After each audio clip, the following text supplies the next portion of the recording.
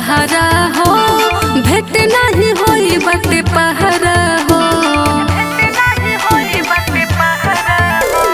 फीका फीका लागत दशहरा हो, भेट नहीं होई बटे पहरा हो।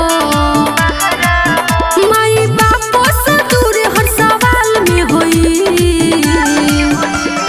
तोहरा से भेंट हर हाल में होई, तब की मिलन पंडाल में होई। तोहरा से भेंट हर हाल में होई, तब की मिलन पंडाल में होई। तोहरा से भेंट हर हाल में होई, म्यूजिक कुमार जिया। बोलो जयकारा शेरावाली की। मिलन पंडाल में होई। कृपा बा माई के होई मिलनवा, तोहरा खातिर ना तो दे दे बजनवा।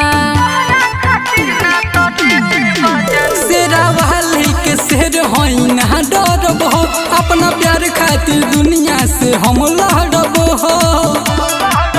बिन भेटे के अखिया बेहाल में रोई,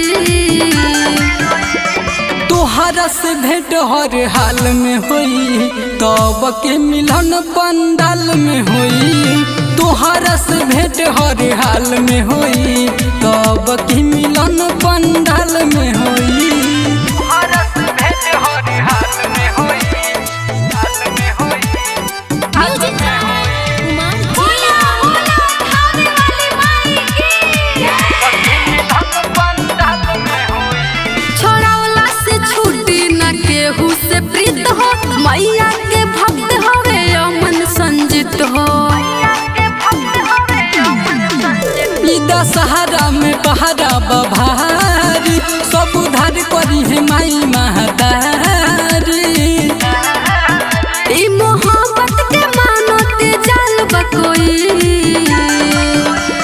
तोहरा से भेंट हर हाल में होई, तब की मिलन पंडाल में होई।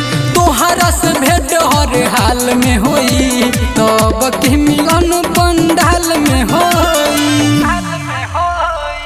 आरोही रिकॉर्डिंग स्टूडियो भेसवा बचा।